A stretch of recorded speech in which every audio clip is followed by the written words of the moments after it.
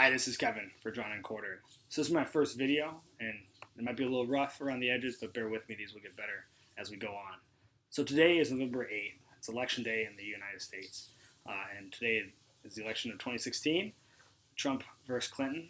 And people have a lot of issues with both candidates, real and imaginary.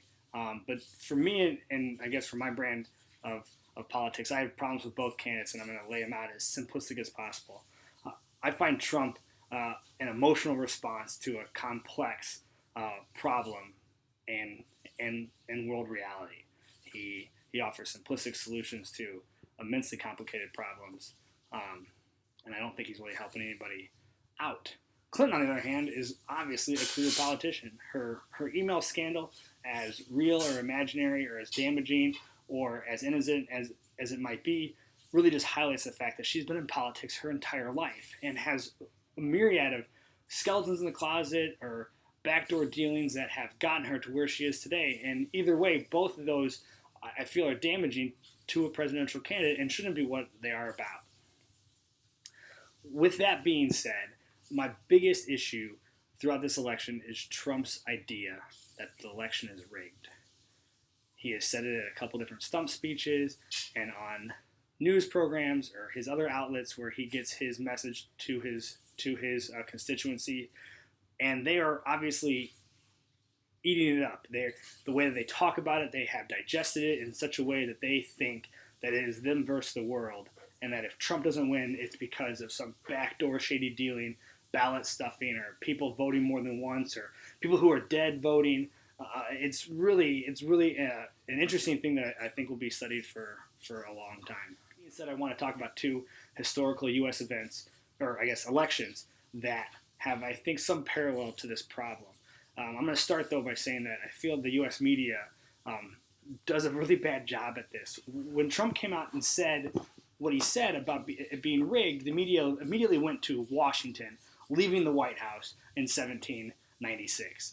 Adams, his vice president, became president through the election process, and that's like a clear transition of power. I mean, Washington wanted to go home, and Adams was the rightful successor in everyone's minds. There wasn't a lot of transition there. It was just kind of one to the other. It made sense.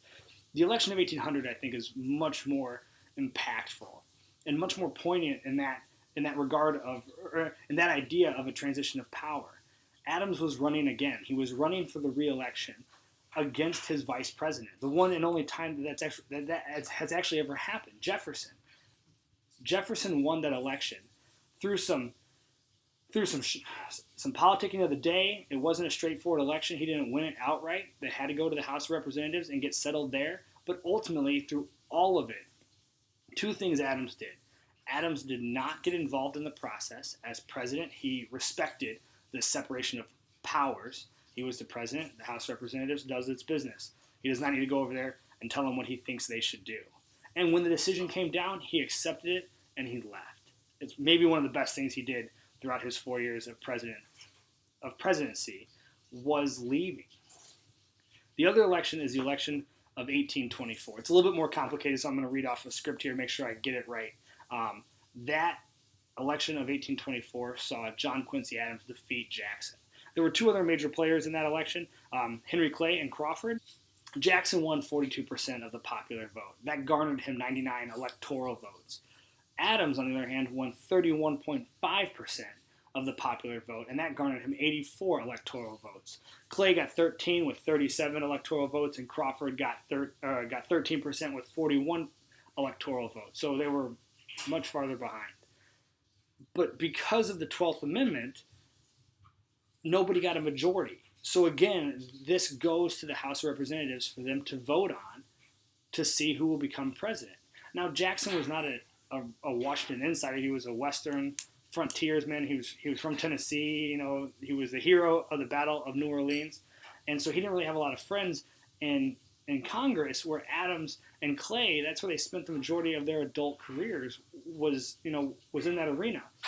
So through some backdoor shady deals, Clay and Adams had like a 4-hour meeting, or so the records say, and then after that meeting, the House voted for Adams to be president, and Jackson lost. Even though Jackson had the majority of votes, or didn't have a majority. He had the higher percentage of the popular vote. Jackson lost his mind. He was so upset. He called Clay Judas, which hit hard on the people back then. This was just after the Second Great Awakening.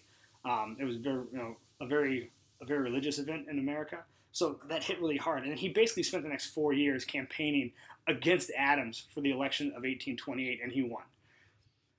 So these two really kind of highlight the fact that Americans have had contentious elections in the past, relatively early in our history. We've had peaceful transitions of power, and we've had politicians that people don't like. And yet we are all still here through what would become a civil war, the Great War, World War II, and so on. All kinds of political discourse and animosity, and we are still here. So I think that regardless of what happens tonight and tomorrow and over the coming weeks, this election will be studied by Americans decades later. A real fast postscript. In researching this topic, I used some books that I haven't cracked open since college. I want to just mention them real fast. One is Affairs of Honor. It talks about letters that people sent back and forth, Jefferson, Adams, Hamilton, kind of the Twitter of the day. The second one is John Adams by David McCullough. If you haven't read it, it's really good. A lot of his stuff is actually really good, American history. And then a book called What God Has Wrought. This is by Daniel Walker Howe, and this is actually an Oxford series book. So this one goes from 1815 to 1848, but they have ones on the Revolutionary War, Civil War, and so on. So a big book in a series of really big books. So again, thank you.